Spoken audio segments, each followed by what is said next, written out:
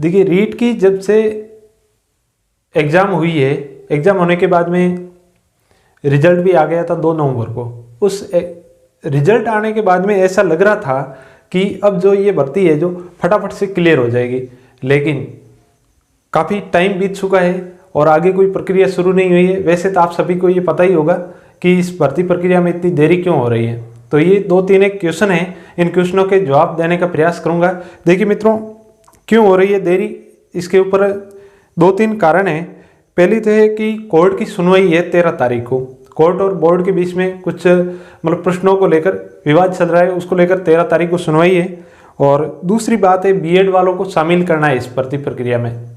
और तीसरी बात है कि ये जो अपने साथीगण जो ये आंदोलन कर रहे हैं रीट के पद बढ़ाने की, इसी को लेकर भी थोड़ा बहुत गवर्नमेंट के अड़चन आ रही है कि सरकार का जो है ध्यान आकर्षित हुआ है कि रीट के पद बढ़ाए जाएं या नहीं बढ़ाए जाएं। तो इन 2-3 कारणों की वजह से ही इस प्रक्रिया में देरी हो रही है। तो एक एक करके इनके ऊपर थोड़ी सी चर्चा कर लेते। वैसे आप सभी को पता ही होगा, और इतनी देरी होने के बाद जो है सभी के दिलो दिमाग में ये क्वेश्चन उठने स्वाभाविक है कि भर्ती प्रक्रिया में देरी क्यों हो रही है।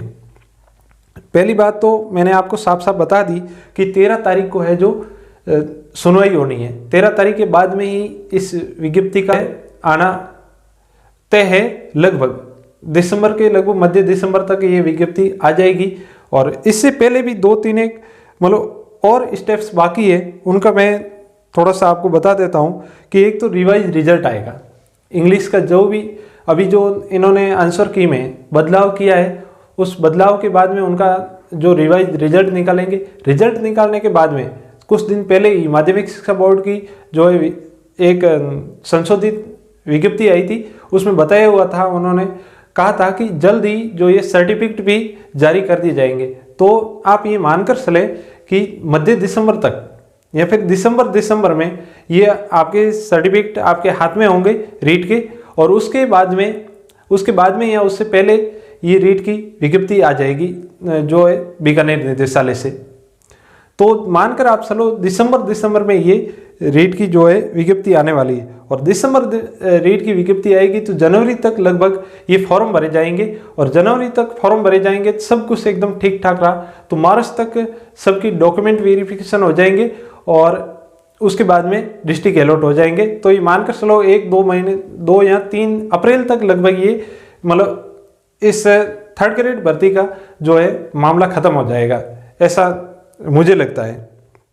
दूसरी बात है कि इसमें देरी होने की वजह है कि बीएड वालों को शामिल करना है। आपको ही पता है कई जो यूनिवर्सिटी का जो बीएड वालों का रिजल्ट अभी आना बाकी है और कईयों के एग्जाम चल रहे हैं।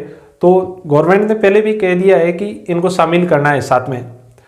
तो इनको लेकर भी देरी हो रही है कि कहीं इनका रिजल्ट आ जाए तो उसके बाद में इनको शामिल किया जाए। और अगर पहले भी विज्ञप्ति आ जाती है तो भी इनको शामिल करेंगे। पिछली बार भी ऐसा किया था, लगभग अंतिम दिनांक तक इनका रिजल्ट आ जाता है तो भी इनको शामिल कर देंगे।